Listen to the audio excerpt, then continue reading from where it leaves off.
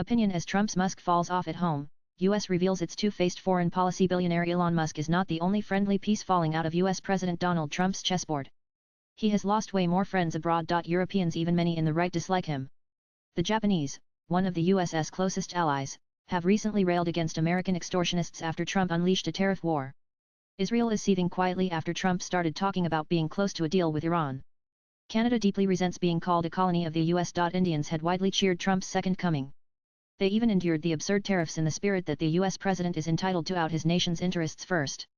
But there is now a great sense of betrayal after Trump's narcissistic trumpeting for mediation during the latest India-Pakistan skirmish and then reserving high praise for Pakistan. The Trump family's cryptocurrency investments in Pakistan have apparently worked wonders.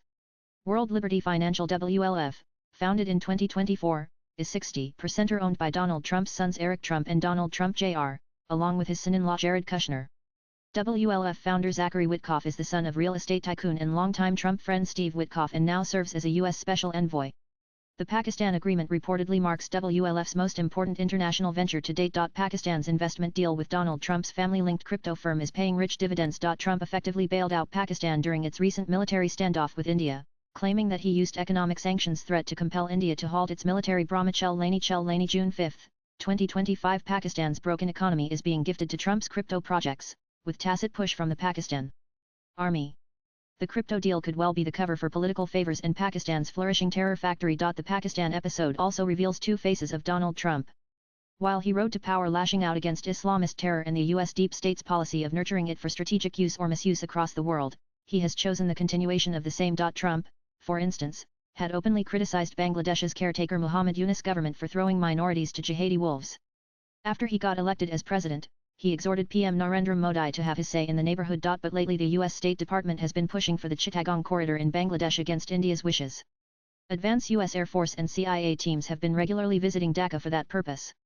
Also, the U.S. government has shown no urgency in removing Yunus and restoring electoral democracy.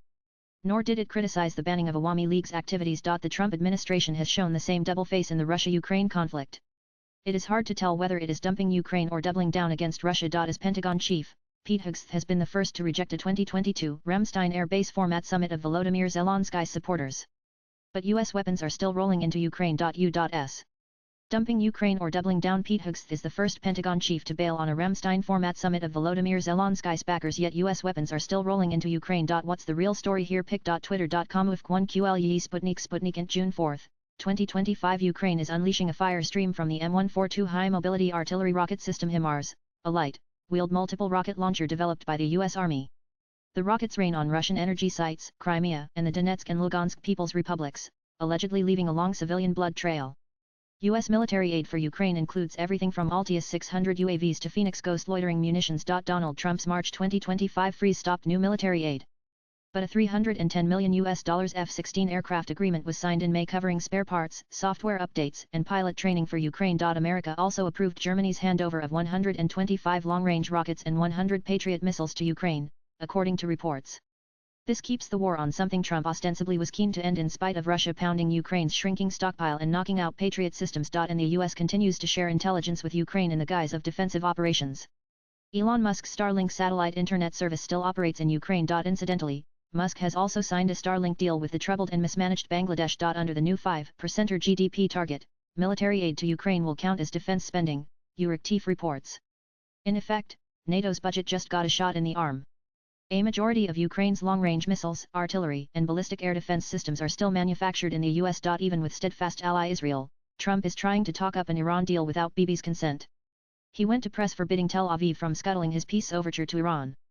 Tehran has swiftly rejected the deal and is writing its own proposal. In short, Trump is fast losing trust globally and at home because of his highly transactional approach, over-reliance on the power of women, unpredictability, and willingness to sacrifice even the core ideological commitments to the slightest prospect of a business deal. Swipe left for next video. At some point, the politician in him has to rein in the businessman. Else, many Trump towers will be built worldwide, but America's credibility will crumble. Abhijit Majumdar is a senior journalist. Views expressed in the above piece are personal and solely those of the author. They do not necessarily reflect NEWS18's views. Latest blogs